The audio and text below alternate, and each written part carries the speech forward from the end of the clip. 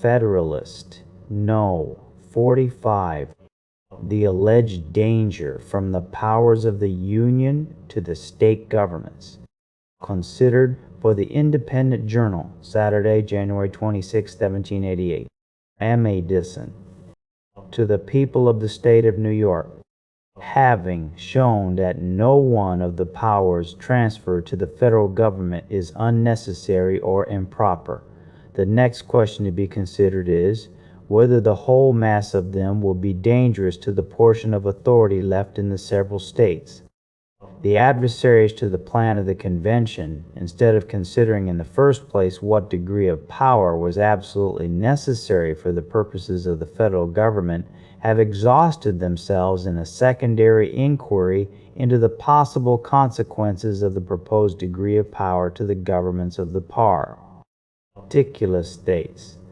But if the Union, as has been shown, be essential to the security of the people of America against foreign danger, if it be essential to their security against contentions and wars among the different states, if it be essential to guard them against those violent and oppressive factions which embitter the blessings of liberty, and against those military establishments which must gradually poison its very fountain, if, in a word, the Union be essential to the happiness of the people of America, is it not preposterous to urge as an objection to a government without which the objects of the Union cannot be attained, that such a government may derogate from the importance of the governments of the individual states? Was, then, the American Revolution effected? Was the American Confederacy formed? Was the precious blood of thousands spilt, and the hard-earned substance of millions lavished, not that the people of America should enjoy peace, liberty, and safety, but that the government of the individual states, that particular municipal establishments, might enjoy a certain extent of power, and be arrayed with certain dignities and attributes of sovereignty? We have heard of the impious doctrine in the Old World, that the people were made for kings, not kings for the people. Is the same doctrine to be revived in the New, in another shape, that the solid happiness of the people is to be sacrificed to the views of political institutions of a different form? It is too early for politicians to presume on our forgetting that the public good, the real welfare of the great body of the people, is the supreme object to be pursued, and that no form of government whatever has any other value than as it may be fitted for the attainment of this object. For the plan of the convention adverse to the public happiness, my voice would be, reject the plan. Were the Union itself inconsistent with the public happiness, it would be, abolish the Union.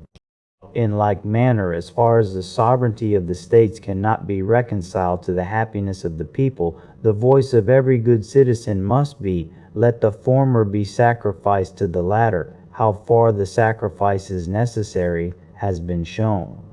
How far the unsacrificed residue will be endangered is the question before us. Several important considerations have been touched in the course of these papers, which discountenance the supposition that the operation of the federal government will by degrees prove fatal to the state governments. The more I revolve the subject, the more fully I am persuaded that the balance is much more likely to be disturbed by the preponderancy of the last than of the first scale.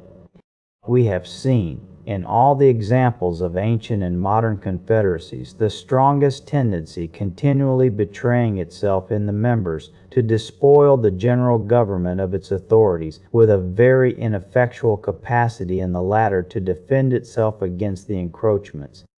Although, in most of these examples, the system has been so dissimilar from that under consideration as greatly to weaken any inference concerning the latter from the fate of the former, yet, as the states will retain, under the proposed Constitution, a very extensive portion of active sovereignty, the inference ought not to be wholly disregarded. In the Achaean League, it is probable that the federal head had a degree and species of power which gave it a considerable likeness to the government framed by the convention. The Lycian Confederacy, as far as its principles and form are transmitted, must have borne a still greater analogy to it. Yet history does not inform us that either of them ever degenerated or tended to degenerate into one consolidated government. On the contrary, we know that the ruin of one of them proceeded from the incapacity of the federal authority to prevent the dissensions, and finally the disunion of the subordinate authorities. These cases are the more worthy of our attention, as the external causes by which the component parts were pressed together were much more numerous and powerful than in our case, and consequently less powerful ligaments within would be sufficient to bind the members to the head and to each other. In the feudal system, we have seen a similar propensity exemplified. Notwithstanding the want of proper sympathy in every instance between the local sovereigns and the people, and the sympathy in some instances between the general sovereign and the latter, it usually happened that the local sovereigns prevailed in the rivalship for encroachments. Had no external dangers enforced internal harmony and subordination, and particularly had the local sovereigns possessed the affections of the people, the great kingdoms in Europe would at this time consist of as many independent princes as there were formerly feudatory barons. The state governments will have the advantage of the federal government, whether we compare them in respect to the immediate dependence of the one on the other, to the weight of personal influence which each side will possess, to the powers respectively vested in them, to the predilection and probable support of the people, to the disposition and faculty of resisting and frustrating the measures of each other. The state governments may be regarded as constituent and essential parts of the federal government, whilst the latter is nowise essential to the operation or organization of the former. Without the intervention of the state legislatures, the President of the United States cannot be elected at all. They must, in all cases, have a great share in his appointment, and will, perhaps, in most cases, of themselves determine it. The Senate will be elected absolutely and exclusively by the state legislatures.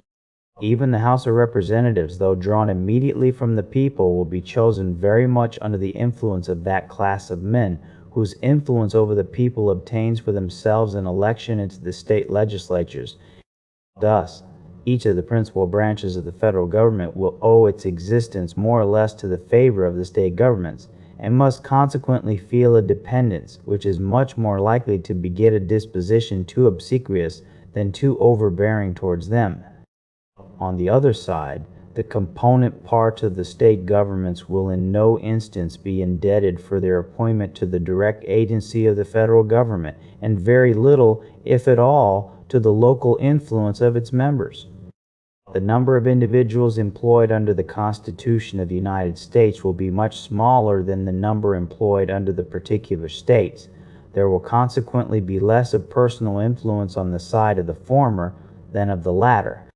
The members of the legislative, executive, and judiciary departments of 13 and more states, the justices of peace, officers of militia, ministerial officers of justice, with all the county, corporation, and town officers, for 3 millions and more of people, intermixed and having particular acquaintance with very class and circle of people, must exceed beyond all proportion, both in number and influence, those of every description who will be employed in the administration of the federal system.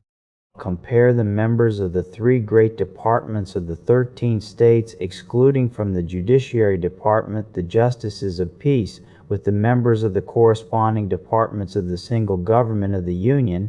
Compare the militia officers of 3 millions of people with the military and marine officer of any establishment which is within the compass of probability, or, I may add, of possibility, and in this view alone, we may pronounce the advantage of the states to be decisive.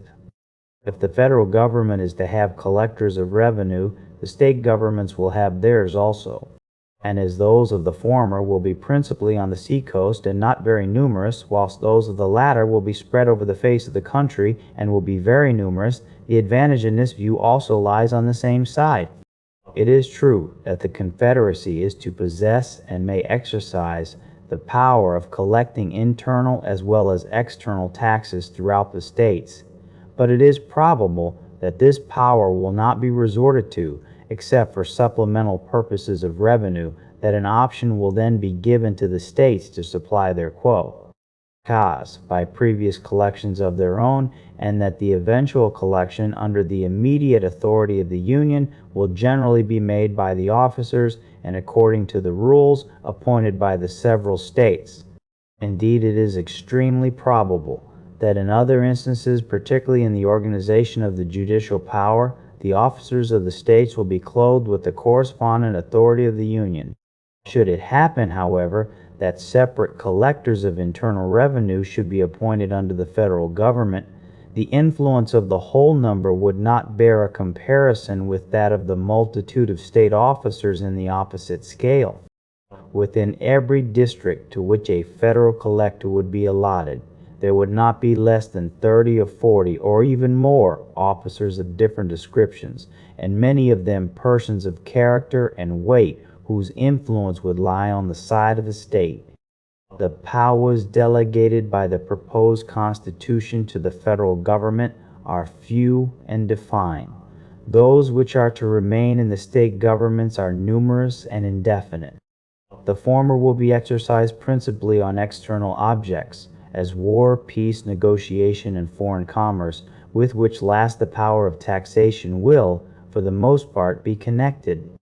The powers reserved to the several states will extend to all the objects which, in the ordinary course of affairs, concern the lives, liberties, and properties of the people, and the internal order, improvement, and prosperity of the state.